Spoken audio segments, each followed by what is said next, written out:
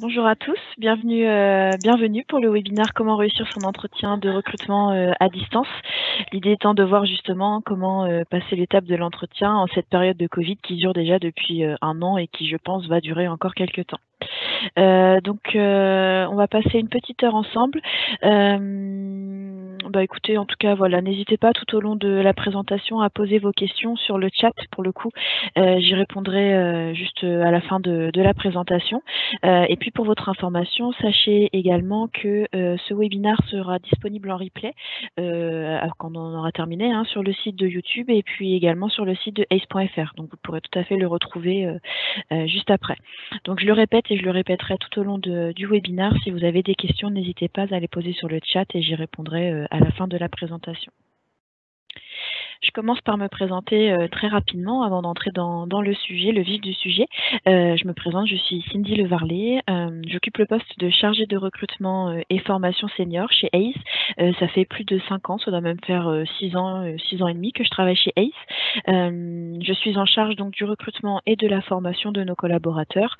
Dans cette démarche, en tout cas, de pouvoir recruter et accompagner nos collaborateurs dans le succès de leur carrière en interne. En quelques mots, ACE, pour présenter également notre cabinet. Sachez qu'on est un cabinet international, en tout cas on est présent dans 33 pays, un cabinet qui plus est anglo-saxon de par nos origines. En France, on est présent depuis 20 ans, on a fêté notre anniversaire, notre 20e anniversaire là il y a quelques jours. On couvre l'ensemble du territoire français, on est présent dans 20 bureaux, et puis un au Luxembourg qui nous est rattaché en termes de management. On intervient sur toute spécialisation métier, alors on a pour habitude de dire qu'on intervient sur 20 spécialisations métiers. Rassurez-vous, je ne vais pas vous faire la liste de toutes les spécialités sur lesquelles nous intervenons, mais globalement, nous sommes présents sur tout secteur. Et puis voilà, en tout cas plus particulièrement sur Paris, on vous accompagne tant dans la recherche de nos candidats, tant en CDI, en CDD qu'en intérim. Voilà, pour tout poste et tout contrat.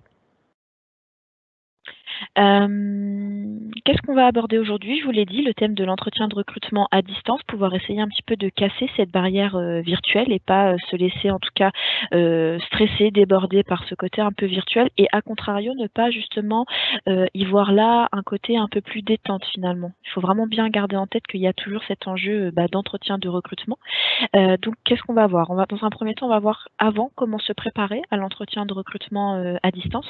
Ensuite, on va aborder le pendant l'entretien, notamment l'attitude à adopter et les questions à poser potentiellement à travers l'ordinateur finalement. Et puis après, justement, comment garder le contact et comment assurer un suivi et peut-être reprendre contact avec votre interlocuteur après l'entretien en tout cas. On va essayer d'aborder tous ces points. Alors, pour faire un petit point sur justement avant l'entretien, l'idée étant de bien vous préparer pour justement ne pas vous laisser surprendre ou ne pas vous laisser justement, stresser, je vous l'ai dit tout à l'heure, par l'entretien. Mieux vous vous préparerez, plus vous serez prêt et mieux vous saurez réagir tant aux questions qu'à d'éventuels problèmes, je pense notamment problèmes de connexion ou problèmes en tout cas liés à l'ordinateur. D'accord ? Donc dans un premier temps, ce que je vous préconise, j'ai envie de dire très simplement, c'est de vérifier vos équipements, c'est-à-dire votre ordinateur. Si vous utilisez un ordinateur portable, tout simplement vérifiez que celui-ci est bien branché. Ayez le chargeur à portée de main, branchez-le même pour éviter d'avoir une panne de batterie en plein milieu de l'entretien.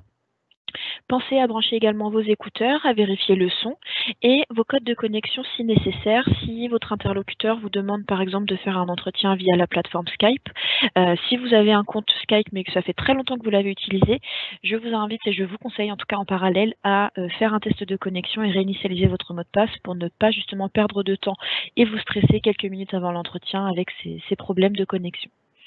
Attention, si vous faites la visio depuis un smartphone, faites un test avec un proche concernant la qualité de l'image. Pourquoi? Puisqu'il arrive très souvent que par le smartphone, l'image soit en gros plan et qu'on ne voit qu'une partie de votre visage. Moi personnellement, ça m'arrive très régulièrement d'avoir des candidats qui font donc la visio via leur téléphone portable. Et le problème, c'est que je vois que soit la bouche ou un côté du visage de l'interlocuteur. Et forcément, alors niveau qualité, c'est pas top et surtout, ça ne permet pas de pouvoir bien, en tout cas, effectuer l'entretien finalement dans de bonnes conditions. D'accord ?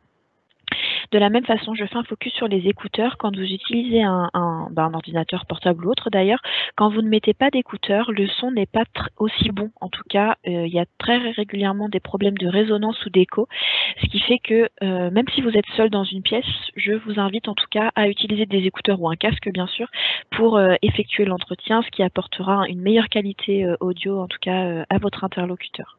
D'accord ? Toujours dans cette dynamique de vous préparer avant l'entretien, préparez votre environnement. Qu'est-ce que j'entends par préparer votre environnement? Je vous l'ai dit, chargeur branché et à portée de main. Pas de verre d'eau à proximité ou toute autre boisson pour éviter les accidents. C'est-à-dire que je peux entendre que vous ayez besoin d'avoir un verre d'eau ou une bouteille d'eau en tout cas à côté de vous pendant l'entretien, parce que vous êtes amené à parler et peut-être à vous assécher la bouche en tout cas. Mais le problème, c'est que s'il y a un verre d'eau à côté de l'ordinateur, une mauvaise manipulation est très vite arrivée et ce serait quand même fâcheux de renverser votre verre d'eau sur l'ordinateur pendant l'entretien certes, mais même globalement. Renverser un verre d'eau sur l'ordinateur, c'est quand même pas top. Donc effectivement, évitez potentiellement d'avoir un verre à côté de votre ordinateur. Vous pouvez tout à fait par contre avoir une bouteille d'eau fermée, à la limite une petite bouteille d'eau, si vous avez besoin de boire en tout cas, et de la garder finalement éloignée de l'ordinateur, et la bouteille d'eau fermée en tout cas évite le risque effectivement qu'elle se renverse. Vous pouvez tout à fait également, en tout cas dans le but de préparer votre environnement, vous pouvez tout à fait préparer vos documents, les avoir à portée de main si nécessaire. Alors à portée de main, format électronique, hein, si vous voulez avoir votre CV sous les yeux pour pouvoir suivre votre parcours. Parfois c'est juste rassurant d'avoir son CV sous les yeux. Pas de problème, la visio le permet en plus et ce CV est caché justement puisqu'il est sur votre ordinateur. Simplement préparez bien la page d'affichage de votre ordinateur. Et puis si vous avez besoin d'avoir des documents à portée de main, de la même façon, préparez-les dans une pochette à côté pour ne pas être surpris dans tous les cas et partir en tout cas chercher dans tous les sens par le stress toujours si besoin. Je vous préconise également d'opter pour une tenue professionnelle, c'est-à-dire la même, très simplement la même que vous auriez choisie pour un entretien physique. D'accord ? Il est très important également que vous soigniez votre coiffure et votre apparence de façon générale, c'est-à-dire que encore une fois, je vous l'ai dit en début d'entretien, deux cas de figure. Le côté visuel de l'entretien peut avoir soit l'effet stressant et de se dire comment je vais vaincre un petit peu cette barrière virtuelle et entrer en contact avec mon interlocuteur, ou à contrario, il peut y avoir un petit côté détente finalement, si je peux m'exprimer de cette façon, en se disant bon c'est pas très grave, de toute façon c'est visio, donc il y a moins d'enjeux. Eh bien non, pas du tout. L'enjeu de l'entretien est le même. Donc la tenue professionnelle, vous la choisissez comme pour un entretien physique, et votre coiffure et votre apparence de façon générale, choisissez également comme pour un entretien physique. D'accord ? J'en profite également pour vous parler de l'arrière-plan choisi, si jamais vous en choisissez un, en tout cas dans le cadre de votre visio. Selon les plateformes que vous utilisez, je pense notamment à Teams, sur laquelle on est aujourd'hui, il est possible d'utiliser justement un arrière-plan pour donner cette dynamique un peu plus professionnelle. Alors, moi, je vous invite déjà à utiliser l'arrière-plan quand c'est possible. Attention malgré tout, si vous choisissez un arrière-plan, choisissez un arrière-plan professionnel ou en tout cas quelque chose de neutre, d'accord ? Ne partez pas dans quelque chose de farfelu, de peut-être un peu plus fantaisie, non, restez vraiment neutre, professionnel justement dans cette optique de donner et de faire bonne impression à votre interlocuteur. L'arrière-plan, je viens de vous en parler. Faites bien attention. Soyez installés à un bureau ou à une table, si possible en tout cas, lorsque vous effectuez l'entretien. Isolez-vous le plus que vous pouvez.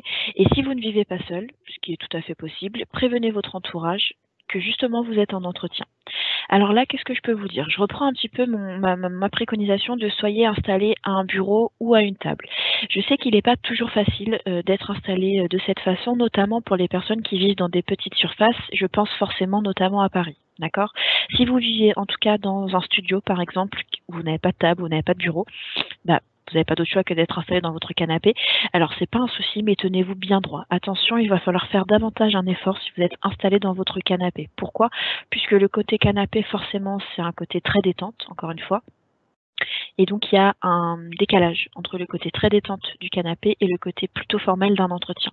Donc si vous n'avez pas d'autre choix que d'être installé dans votre canapé, tenez-vous de façon droite, de façon professionnelle et faites davantage l'effort de votre présentation physique pour ne pas justement donner l'impression que vous ne prenez pas au sérieux cet entretien.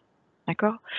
Alors, je vais vous donner l'exemple d'une situation que j'ai eue il n'y a pas très longtemps. J'ai effectivement rencontré un candidat sur Paris du coup, puisqu'il habitait sur Paris et il habitait dans une petite surface et donc il était installé dans son canapé. Il s'avère que ce candidat était également avait une présentation visuelle qui n'était pas forcément très professionnelle, c'est-à-dire qu'il avait une grosse veste sur ses épaules et qui plus est une couverture en fait sur ses épaules. Alors il l'avait autour du corps, mais ça se voyait effectivement qu'il avait une couverture sur lui. Donc forcément je me suis interrogée en me disant bon bah quand même il avait en plus de ça une écharpe, une grosse écharpe. Donc la personne ne m'a pas expliqué, voilà, elle a fait son entretien de façon classique, etc. À la fin de l'entretien, dans la dynamique de conseil justement que je pouvais lui apporter, je lui ai expliqué, je lui ai dit, je comprends pas effectivement alors pas la tenue, mais votre apparence en tout cas, et je suis très surprise de voir que vous êtes avec un manteau, une écharpe, alors que vous êtes dans un appartement. Et en fait, le candidat m'a tout simplement expliqué qu'il était en panne de chauffage. Et c'était il y a 2 semaines, on a eu une période de froid il y a 2 semaines, il était en panne de chauffage, il faisait extrêmement froid dans son appartement. Et c'est pas un problème. Dans tous les cas, le conseil que je peux vous apporter, c'est ça peut arriver, on peut tout entendre, on est des humains avant d'être un recruteur et un candidat, il n'y a aucun problème. Là, dans notre exemple, le candidat avait une panne de chauffage, je l'entends parfaitement. Ce qu'il faut faire tout simplement, c'est prévenir votre interlocuteur. D'accord? Si telle situation arrive, au début de l'entretien, prévenez tout simplement en disant de façon très simple, écoutez, je vous prie de m'excuser, j'ai une écharpe autour du cou, j'ai une grosse veste, je suis en panne de chauffage, il fait très froid. Voilà, ne soyez pas surpris par mon apparence, c'est simplement mon problème de chauffage qui fait que. Et je l'ai très bien entendu quand le candidat me l'a expliqué, évidemment, je n'ai pas tenu rigueur, enfin ça arrive, il n'y a pas de problème. Mais en tout cas, vous, en tant que candidat, vraiment prévenez votre interlocuteur de ce genre de situation. Donc, soyez installé à un bureau ou à une table, je vous l'ai dit. Isolez-vous, je vous l'ai dit également. Prévenez votre entourage si vous ne vivez pas seul. Alors là, bon, petite anecdote qui arrive quand même de façon très régulière, où on a un entretien avec un candidat et il y a quelqu'un qui arrive qui ouvre en tout cas la porte derrière le candidat. Alors, encore une fois, c'est pas très grave, on n'en tient pas rigueur. Mais en tout cas, l'idée étant vraiment de prévenir votre entourage si vous ne vivez pas seul. Donnez l'info déjà à l'oral. Hein. Pour info, je suis en entretien, je ne serai pas. Est-ce que vous pouvez ne pas me déranger, en tout cas entre 14h et 15h. Et tout simplement aussi, ce que vous pouvez faire, c'est mettre un petit post-it sur votre porte, hein, si vous arrivez à vous isoler dans une pièce en tout cas.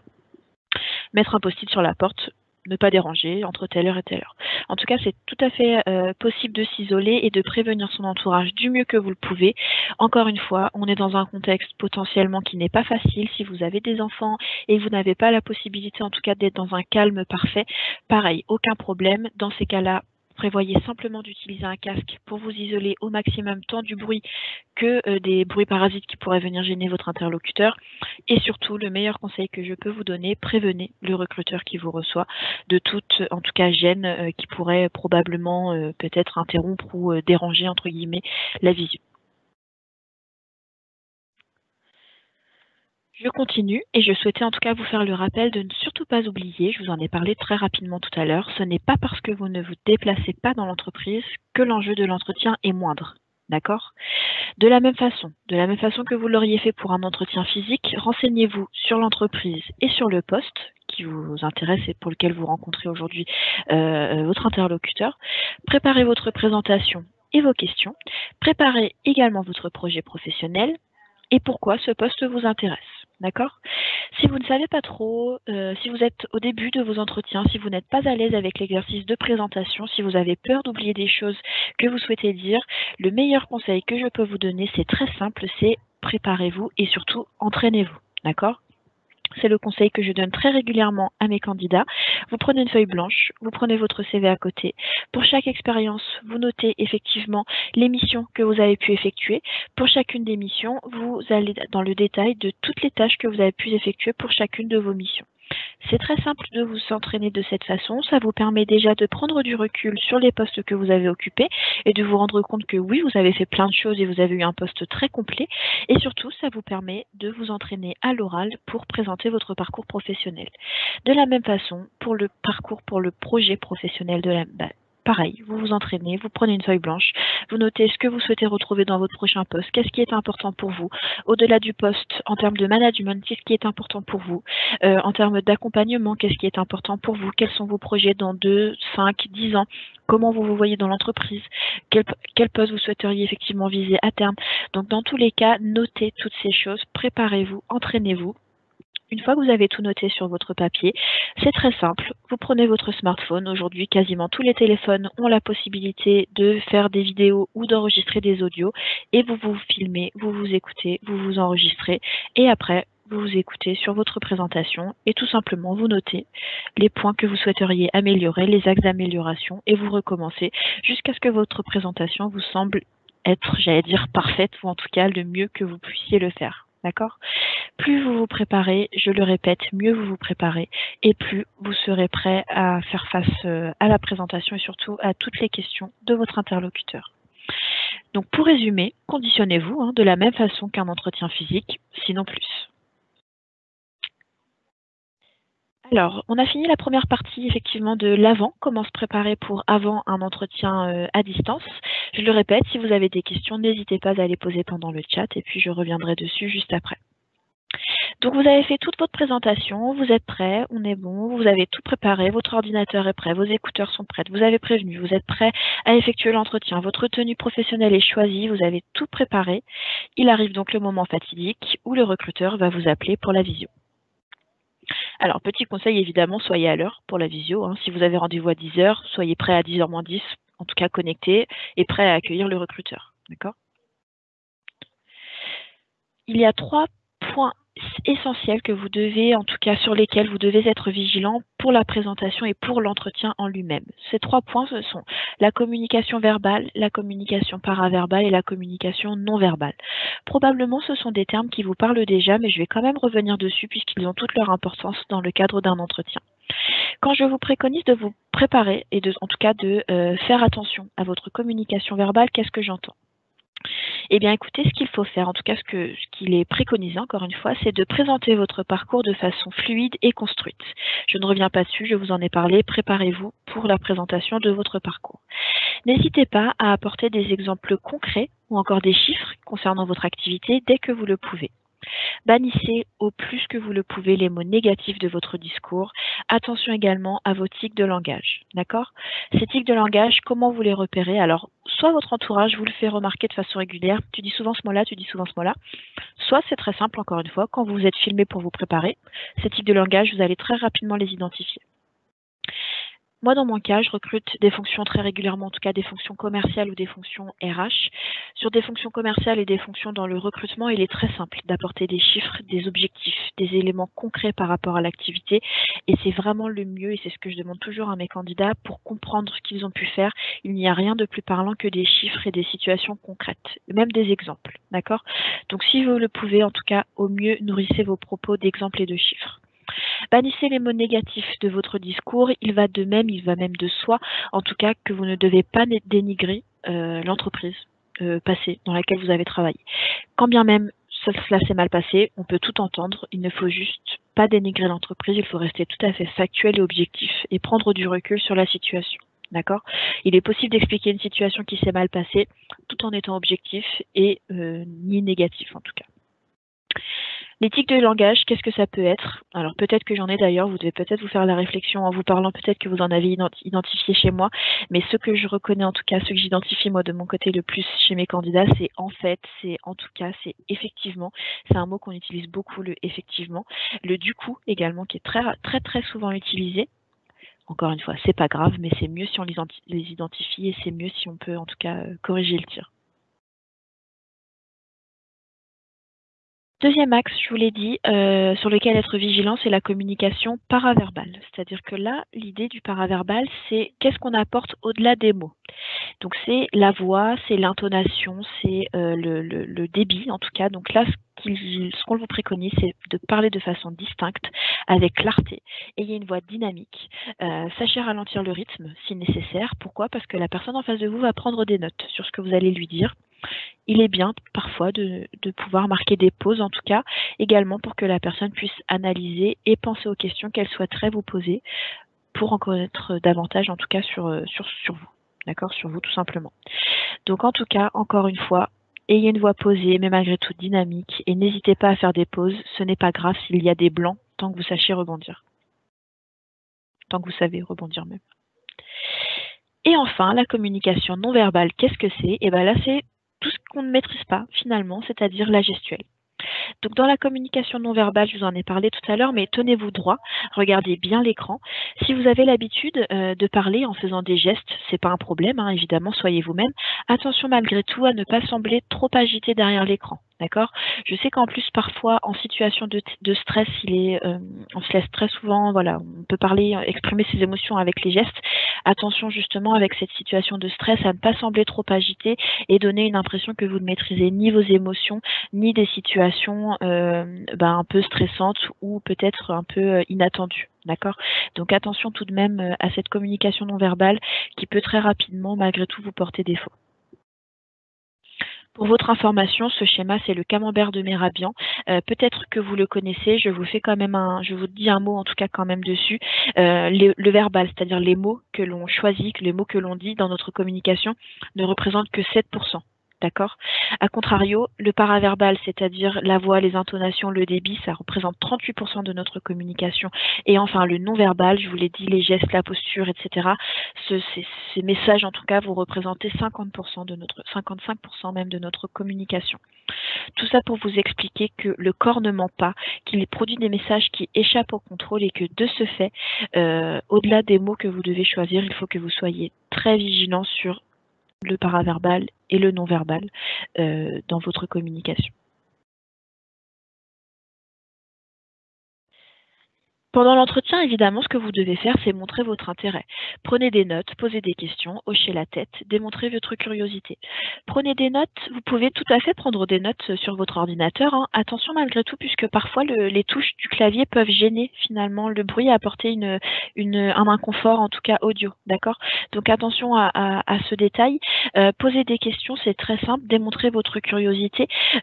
Posez des questions malgré tout. Ne posez pas des questions pour poser des questions. D'accord? Il faut que les questions aient un intérêt et soient posées au bon moment de l'entretien. D'accord? À vous là de pouvoir en tout cas justement faire preuve d'intelligence situationnelle hein, finalement. Et puis hocher la tête pour bien montrer et expliquer à votre interlocuteur que vous le suivez et que vous écoutez et que surtout vous êtes dans cette dynamique d'écoute active. D'accord? Et pour rappel, il n'y a pas de questions bêtes, évidemment. Toutes les questions que vous avez en tête sont bonnes à poser. L'idée, en tout cas, de l'entretien, c'est que vous ne devez plus avoir d'interrogation sur le poste une fois que l'entretien est terminé, justement. Il est tout à fait regrettable, et ça arrive parfois avec les situations de stress, il est tout à fait regrettable qu'au terme de l'entretien, vous vous disiez « Ah mince, j'aurais dû demander ça, j'ai oublié ». Alors là, pareil, quelle est la situation qui vous permet de ne pas oublier et de poser vos questions? Tout simplement de les noter à l'écrit avant l'entretien.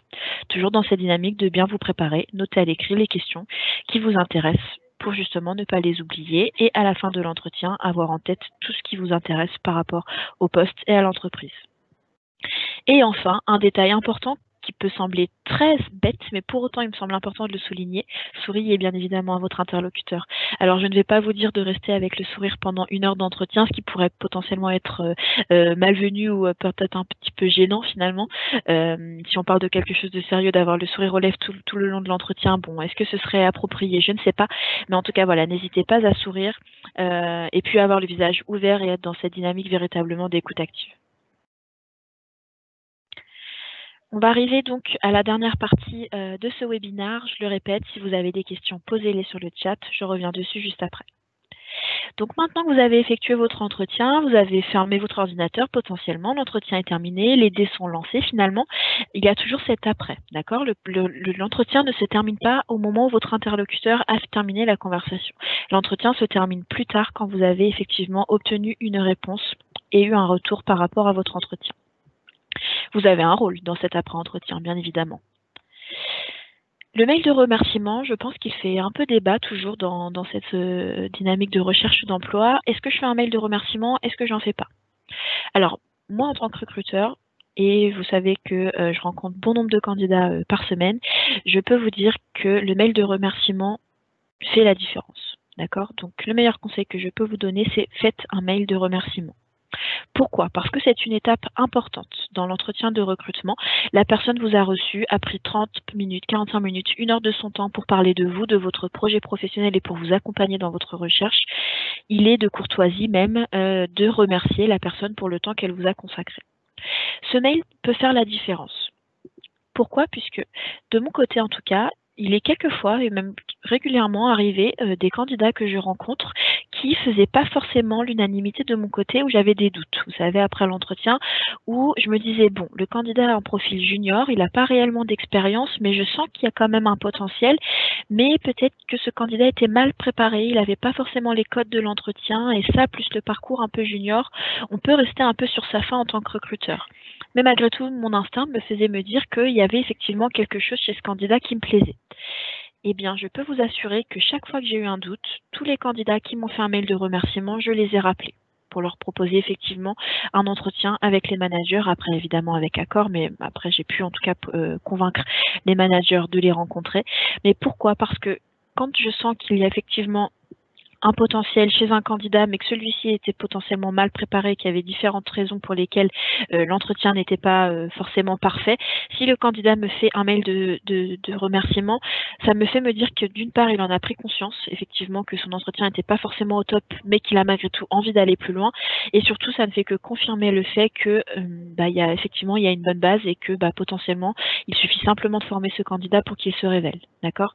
Donc en tout cas, ce mail de remerciement peut véritablement faire la différence. Vous, en tant que candidat, je vous invite à en faire un de façon systématique après chaque entretien que vous avez. Et je vous l'ai dit, n'hésitez pas à envoyer un mail de remerciement au recruteur, même si celui-ci ne vous l'a pas demandé. D'accord? Vous faites d'autant plus la différence.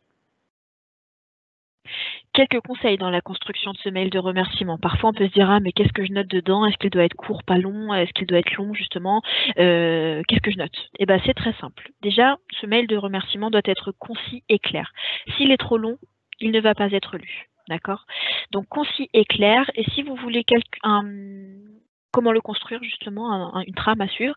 Dans un premier temps, tout simplement remercier votre interlocuteur pour le temps consacré.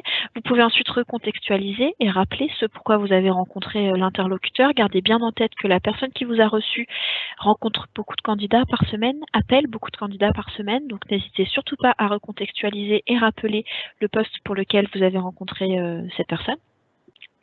Ensuite, n'hésitez pas à rappeler votre motivation pour le poste. Donc là, ça va être notamment lié à la prise de notes que vous avez pu effectuer pendant l'entretien, faire le parallèle entre ce qui est attendu et l'émission du poste et ce que vous pouvez apporter et les compétences que vous avez ou que vous souhaitez en tout cas acquérir dans l'objectif d'être performant, bien évidemment.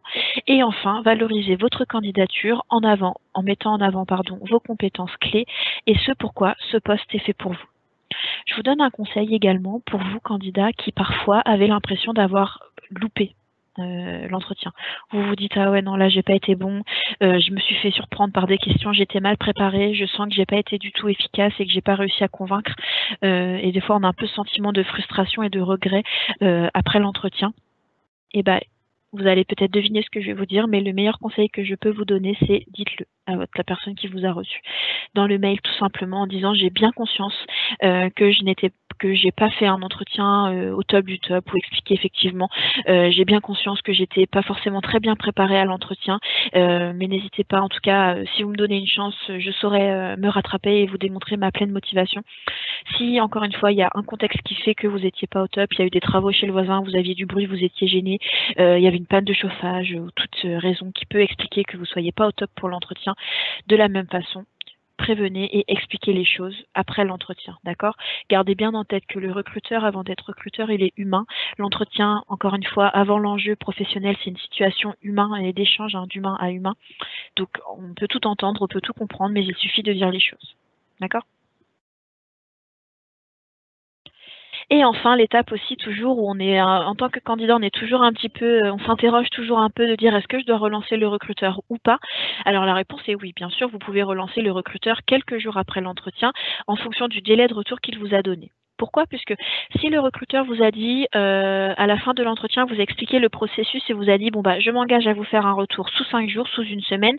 S'il vous dit sous 5 jours, ne rappelez pas au bout de 2 jours, d'accord? Le recruteur vous a prévenu, attendez le 5e, 6e jour pour effectivement relancer le recruteur.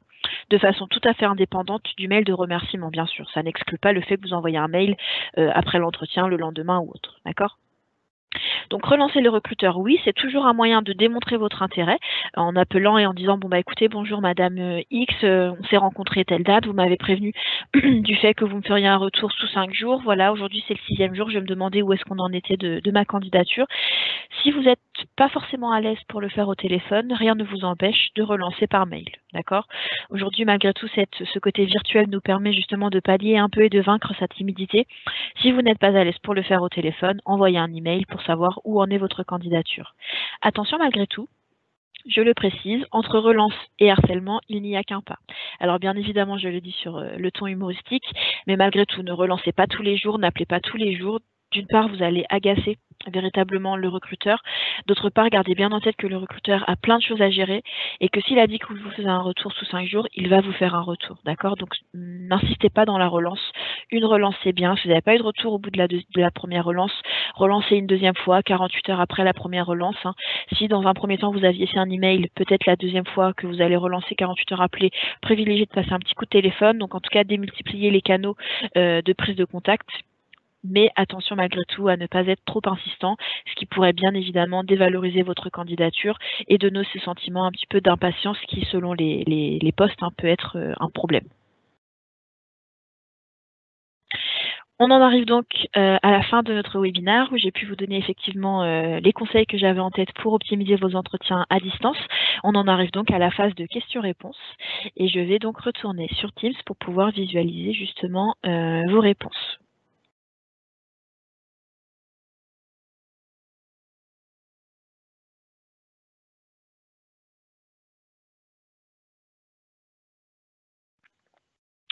Alors, je vais essayer de reprendre dans l'ordre. Je vous avoue que je vais essayer de remonter. J'essaye de répondre au mieux à toutes vos questions. Ne m'en voulez pas si j'en oublie.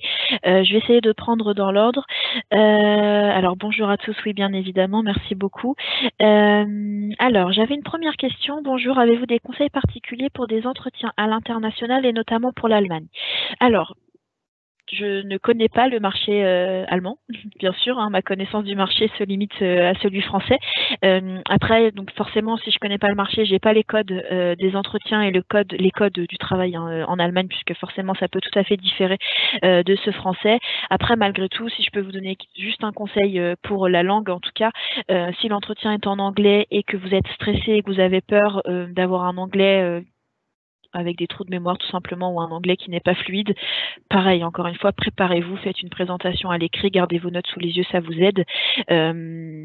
Si voilà, le poste pour lequel vous rencontrez une personne, c'est un poste où l'anglais est bilingue et que vous n'êtes pas bilingue, bah, est-ce que c'est utile de faire l'entretien? Je ne sais pas. Pareil, soyez tout à fait transparent sur votre niveau de langue. Et si, à contrario, vous êtes stressé par l'entretien et que votre anglais peut sembler moins bon que ce qu'il n'est réellement à cause du stress, de la même façon, prévenez votre interlocuteur. Vous l'aurez compris, le meilleur conseil que je vous donne dans tous les cas, c'est de dire les choses et encore une fois, le recruteur pourra tout à fait l'entendre. Après, je ne vais pas m'avancer plus puisqu'encore une fois, mes connaissances pour le marché allemand sont limitées, c'est-à-dire même nulles. Il vaut mieux regarder la caméra que l'écran, non. Alors là, j'ai un avis un peu partagé, dans le sens où il vaut mieux regarder la caméra, j'ai envie de dire oui, puisque du coup, l'interlocuteur, il a l'impression que vous le regardez dans les yeux et forcément, c'est très professionnel. Après, malgré tout, vous, spontanément, vous avez envie de regarder la personne qui est en face de vous et la personne en face de vous, c'est l'écran. Donc là, je suis mitigée. Je ne vais pas vous dire c'est mieux ou c'est pas mieux. Soyez naturel. En fait, c'est très simple. Moi, j'ai eu des entretiens où le candidat regardait la caméra justement et me regardait dans les yeux et ça manquait de naturel et ça manquait de spontanéité. Et ça avait un côté un peu justement robot. Donc bon, je vous avoue que je prends un peu de pincette quand je vous réponds à cette question. Soyez naturel, spontané, à la limite switcher entre l'écran et la caméra. Je réponds à la question de Charline qui nous dit pour la communication non verbale pendant l'entretien, vaut-il mieux regarder, c'était la même question, regarder l'écran ou la caméra, je viens d'y répondre, hein. Je ne vais pas revenir dessus. Augustin nous demande quelles sont les questions attendues par les recruteurs. Alors, il n'y a pas de questions attendues par les recruteurs. Encore une fois, l'idée c'est que vous soyez spontané et que vous puissiez poser des questions qui ont un lien avec ce que le recruteur est en train de vous dire. Qu'est-ce que je peux vous dire? Dans tous les cas, poser des questions que vous pourriez avoir par rapport au poste. Évidemment, nous, en tant que recruteurs, ce qu'on attend, c'est votre curiosité liée au poste, évidemment. Et au-delà des questions simples, de dire qu'est-ce que vous attendez, quelles sont les missions, de dire quels sont les projets sur lesquels vous travaillez aujourd'hui, est-ce qu'il y a des projets sur lesquels je vais devoir travailler en autonomie. Est-ce que j'interviens dans un contexte où il y a tout à faire, où c'est de la reprise effectivement de dossiers. Alors là, ce sont des exemples que je vous donne spontanément, hein, j'ai pas d'exemple concret. Mais en tout cas, voilà, tout ce que je peux vous dire, c'est poser des questions qui ont un lien avec ce que le recruteur vous dit, à l'instant T en tout cas. D'accord. La question de la rémunération également, je fais un petit focus sur cette question. Généralement, elle est plutôt abordée en fin d'entretien, d'accord. Si vous en parlez rapidement pendant l'entretien, le problème, c'est qu'on va vite croire que ce qui vous intéresse au-delà du poste, c'est uniquement la rémunération. Et du coup, là, c'est pas top, d'accord. Donc en tout cas, la question de la rémunération, n'hésitez pas à l'aborder uniquement à la fin si le recruteur ne le fait pas. Parfois, normalement, même dans 90% des cas, le recruteur va en parler spontanément. S'il ne le fait pas, n'hésitez pas à aborder le sujet, mais plutôt à la fin, en tout cas, de l'entretien. Les questions un peu bateau, du type qu'est-ce qu'une journée type? Moi, je serais plutôt d'avis de laisser de côté cette question. Pouvez-vous me donner une journée type? Ça fait un peu la question qu'on utilise quand on n'a rien à dire, d'accord? Et parfois, ça n'a pas trop d'intérêt, et alors c'est pas grave si vous la posez encore une fois, hein, pas du tout de gravité, mais bon, forcément la question elle est un peu bateau et on se dit qu'il n'y a pas forcément trop de réflexion derrière, d'accord? Donc celle-ci peut-être que je vous préconiserais de ne pas l'utiliser. Et niveau question recruteur, d'ailleurs, ce que je voulais vous dire aussi, c'est que quand vous êtes amené à rencontrer plusieurs personnes dans la même entreprise, généralement, vous savez, il y a le premier entretien avec le RH, hein, finalement, et ensuite 2 ou 3 entretiens avec toute la ligne managériale. Il se peut très régulièrement qu'au bout du 3e, 4e entretien, vous ayez plus de questions puisqu'on vous a déjà tout dit sur le poste, on vous a déjà tout dit sur l'entreprise et du coup, vous n'allez pas reposer des questions auxquelles vous avez déjà les réponses. Du coup, ce que vous pouvez tout simplement faire, c'est vous intéresser à la personne devant vous. D'accord? De dire, écoutez, j'ai pas de questions effectivement par rapport au poste puisque j'ai déjà rencontré les 3 personnes avant vous. En revanche, ce qui m'intéresse, c'est vous, votre parcours dans l'entreprise. Quand est-ce que vous avez commencé? Expliquez-moi quel poste vous avez occupé quand vous êtes arrivé, comment vous avez été promu. Donc vraiment, vous intéressez tout simplement à la personne en face de vous. Ensuite, j'ai une question de Landry qui nous dit « Est-ce bien d'être dans une attitude conviviale ?» Première question, comment parler du salaire, comment relancer et à quel moment? Alors, j'ai répondu à la question du salaire, j'ai répondu à la question de la relance et à quel moment. Est-ce bien d'être dans une dynamique, dans une attitude conviviale? Bah oui, hein, bien évidemment. De toute façon, la convivialité n'exclut pas le côté formel de l'entretien. Donc, bien sûr, soyez convivial. Après, encore une fois, soyez vous-même. De toute façon, ça dépend aussi beaucoup du feeling que vous avez avec la personne en face de vous. Le feeling, parfois, il est un peu plus long à venir à cause ou effectivement en tout cas avec cette barrière du virtuel, mais la personne en face de vous, normalement son objectif aussi c'est de vous mettre à l'aise, mais si malheureusement vous voyez que la personne n'est pas forcément, en tout cas il n'y a pas forcément de feeling, forcez pas les choses, d'accord? Dans tous les cas, prenez les choses comme elles viennent en termes d'échange et de fluidité, mais j'insiste, le côté convivial de l'entretien n'exclut en rien le côté très formel de celui-ci. Donc la réponse est oui, soyez convivial, et si vous avez envie de faire un peu d'humour de temps en temps, moi je serais d'avis de dire que c'est le bienvenu dès lors que c'est fait avec intelligence, d'accord? Thierry nous dit mail de remerciement, faut-il que ce soit un mail ou bien un message sur LinkedIn? Alors ça c'est une bonne question. Pareil, je fais le parallèle avec est-ce que j'ajoute le recruteur ou pas sur LinkedIn? Alors oui, vous pouvez l'ajouter bien évidemment. Moi, je serais plutôt d'avis d'ajouter la personne après l'entretien.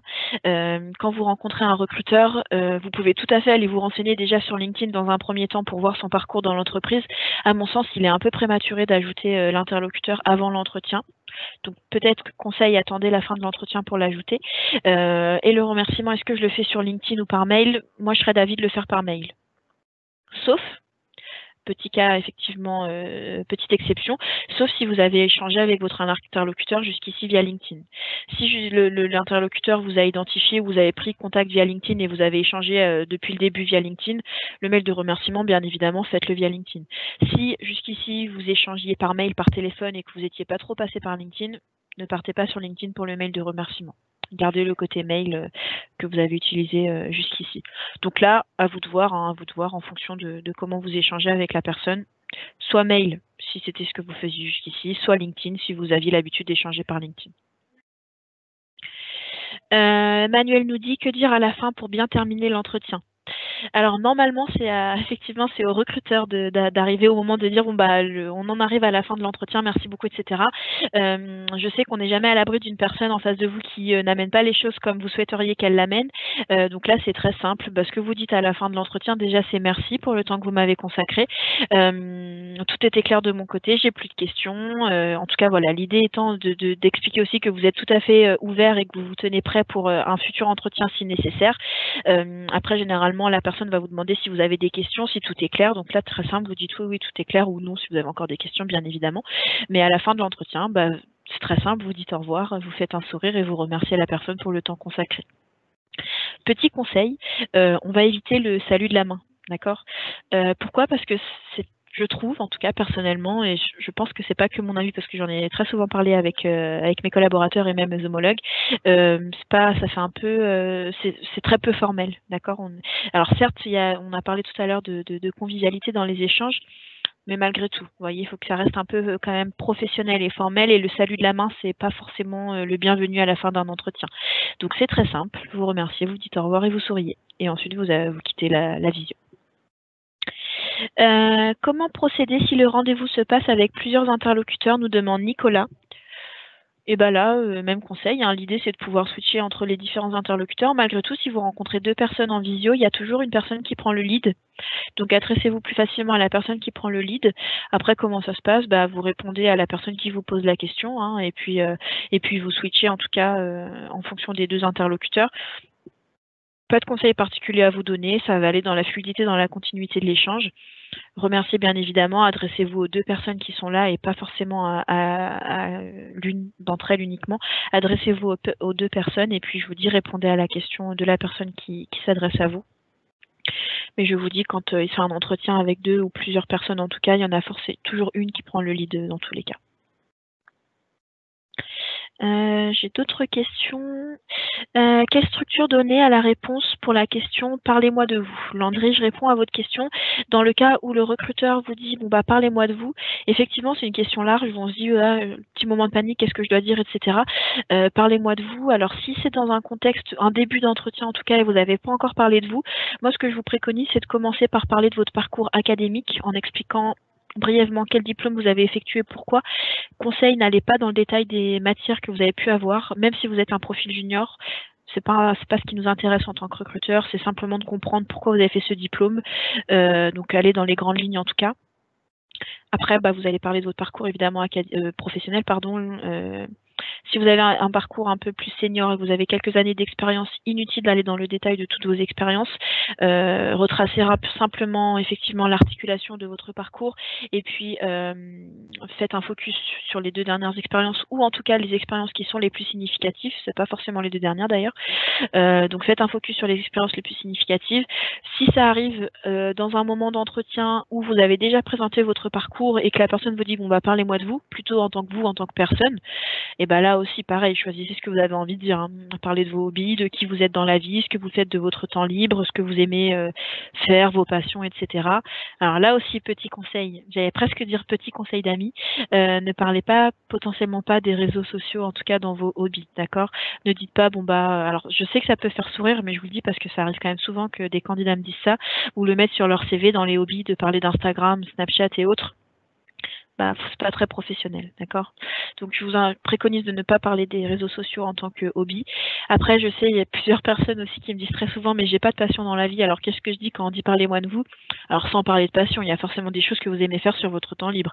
Passer du temps avec votre famille, lire, regarder des séries, écouter de la musique, enfin des choses qui peuvent sembler très bateaux, mais qui malgré tout, bah effectivement, vous caractérisent tout simplement.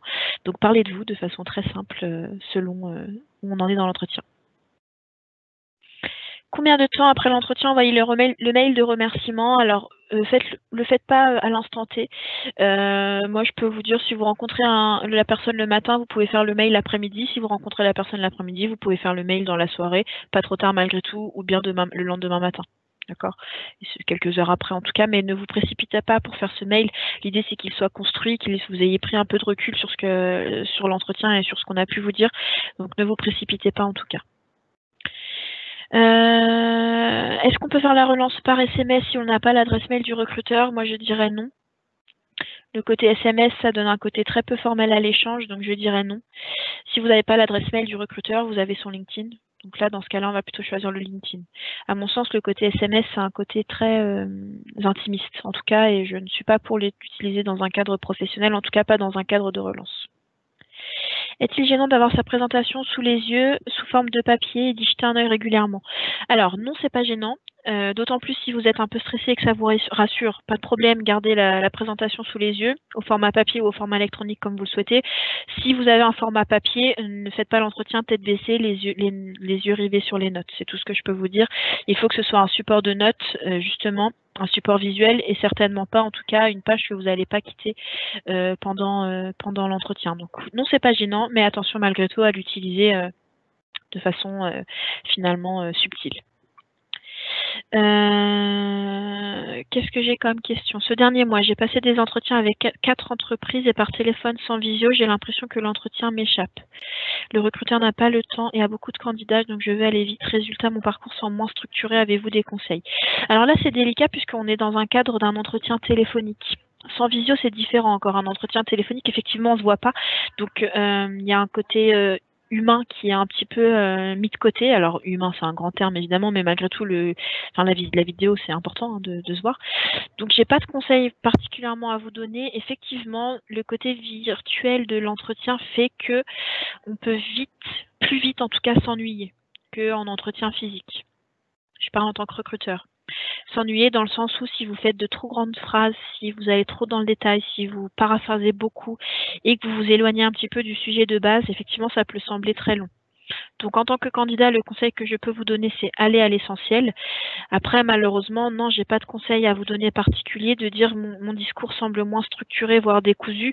Ça dépend, en fait. Si c'est un entretien visio qui n'est pas programmé, effectivement, je comprends que vous soyez pas forcément au fait au moment où le recruteur vous appelle pour présenter votre parcours. Et là, malheureusement, j'ai pas de conseil à vous donner, si ce n'est celui de dire, bon, bah, écoutez, est-ce que je peux vous rappeler dans 10 minutes, dans 15 minutes, dans 30 minutes, dans 1 heure, puisque là, je suis en train de faire mes courses, je suis au bureau, je suis dans la voiture, ou pour X ou Y raison, je suis pas disponible à l'instant T. Il n'y a pas de problème avec ça, surtout dites-le, hein, si vous n'êtes pas disponible à l'instant où on vous appelle, dites-le et rappelez la personne. Après, si l'entretien est prévu, mais que effectivement vous perdez un peu le fil parce qu'il n'y a pas de visio, bah non, parce que j'ai envie de dire que sans la visio, malgré tout, vous devez vous préparer de la même façon et normalement, votre parcours n'est pas censé sembler décousu parce que vous ne voyez pas l'interlocuteur. Donc là, le seul conseil que je peux vous donner, peut-être, c'est tout simplement de préparer davantage votre présentation pour justement moins vous laisser surprendre par ce côté un peu téléphonique finalement de l'échange. Mais je suis certaine qu'en vous préparant, vous allez réussir sans problème vos entretiens.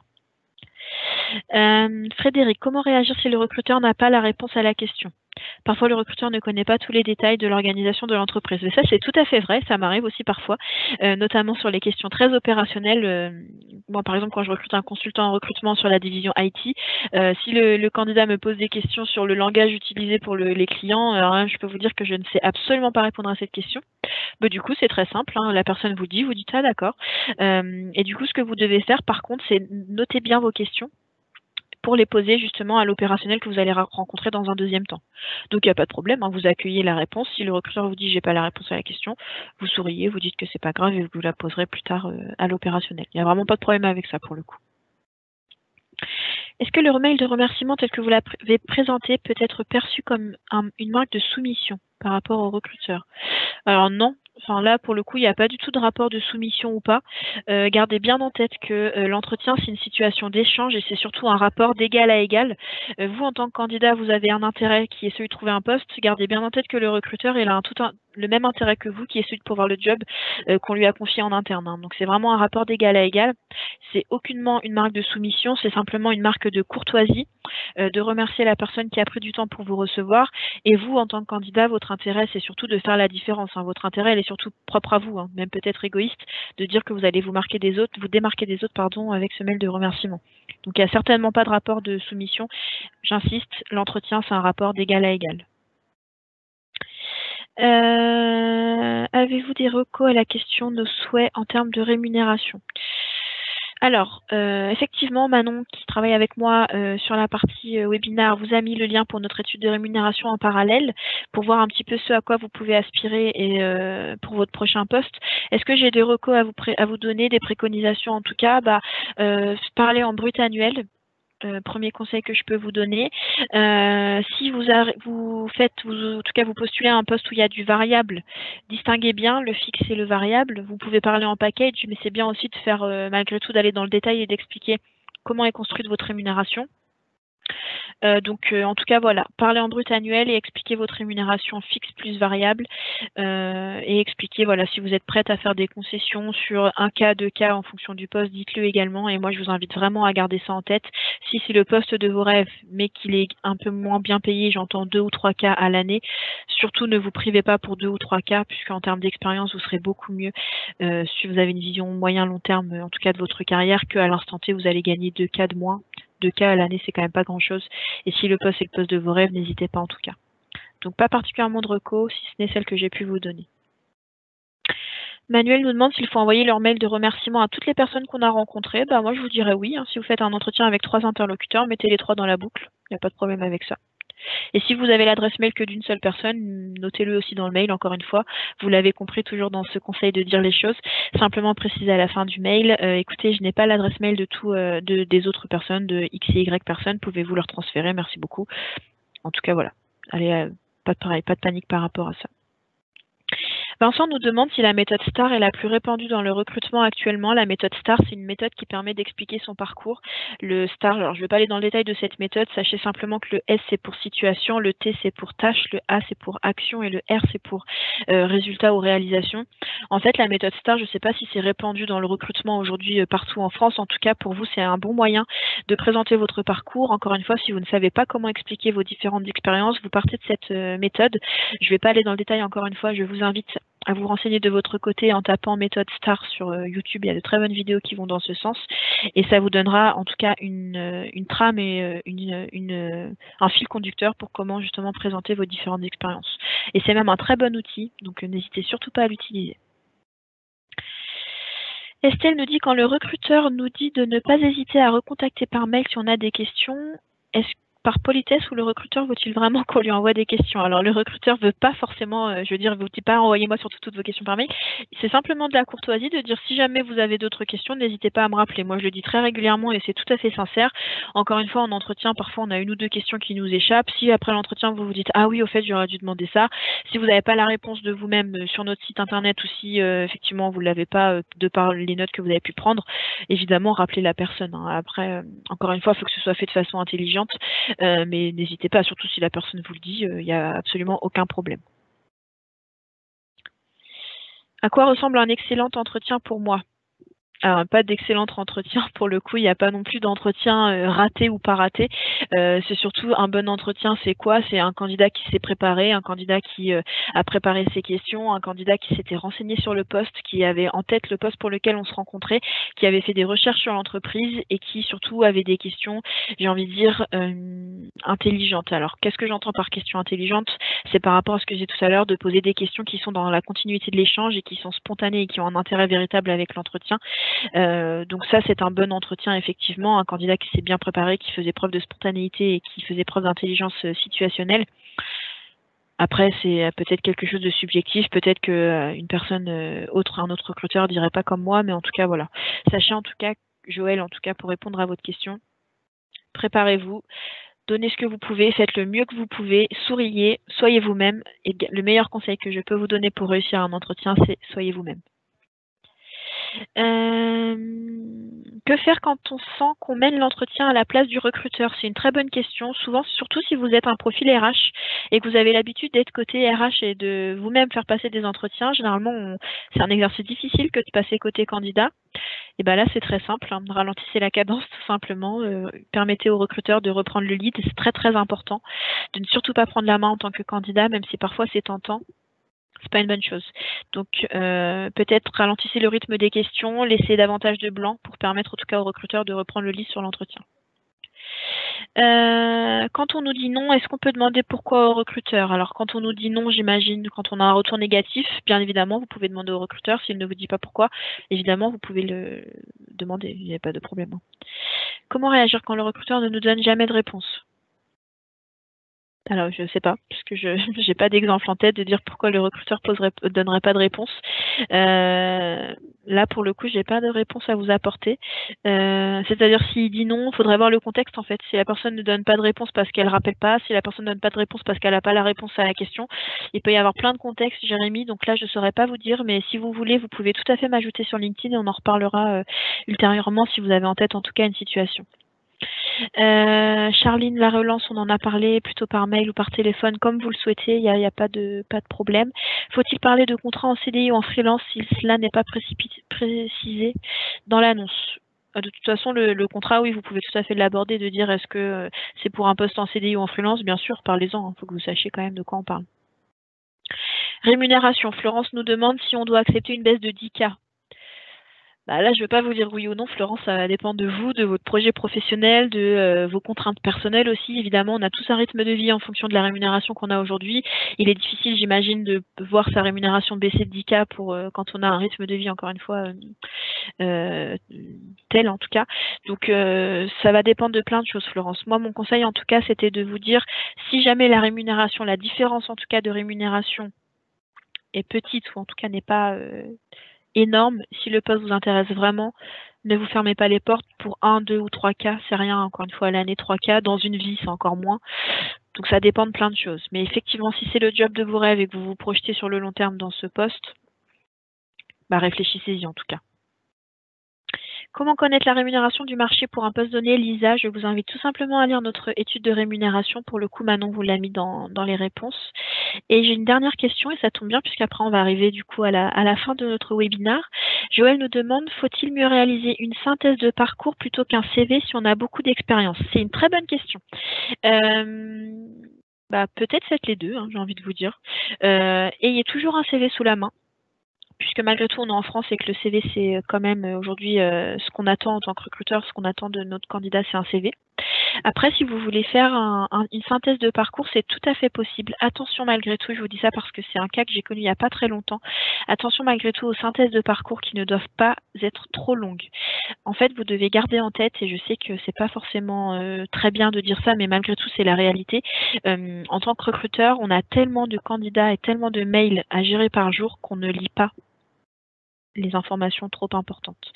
C'est-à-dire que si vous faites une synthèse de parcours qui fait 4 pages, je ne vais pas vous mentir, Joël, il y a très peu de chances pour que votre synthèse de parcours de 4 pages soit lue par un recruteur. Donc dans ces cas-là, mieux vaut faire un CV. Donc faites les deux. Moi, mon meilleur conseil, c'est d'avoir les deux. Faites un CV, ayez une petite synthèse de parcours et vous pouvez tout à fait envoyer en parallèle de votre CV la synthèse de votre parcours à la personne qui vous a reçu. Donc c'est une très bonne chose en tout cas, mais soyez juste vigilant dans la façon où vous allez construire votre synthèse de parcours. Et enfin, Florence me répond, du coup, je cherche depuis plus de 6 mois et je vois que je suis un peu chère. Si vous êtes trop cher par rapport à la réalité du marché, malheureusement, je crois qu'il va falloir faire des concessions, surtout si vous ne trouvez pas. Sauf si vous trouvez effectivement une entreprise qui est prête à payer ce que vous souhaitez. Mais si le constat est que vous ne trouvez pas parce que vous êtes trop cher, Florence, je crois que vous allez devoir faire quelques concessions sur la rémunération.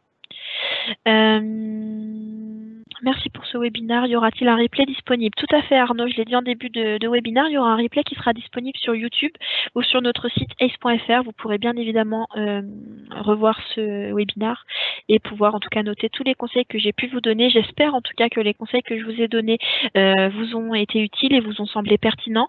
Si jamais vous aviez d'autres questions, vous pouvez m'ajouter via LinkedIn. Hein. Mon nom est Cindy Levarlet. Si vous souhaitez candidater aussi à ACE, n'hésitez surtout pas à m'envoyer votre candidature. Donc j'espère en tout cas encore une fois que ce webinaire vous a apporté des clés, des conseils. Je vous remercie en tout cas pour l'attention et pour toutes vos questions. Et puis je vous souhaite en tout cas de très bonnes continuation, une très bonne continuation dans vos recherches. Et puis je vous dis à bientôt peut-être.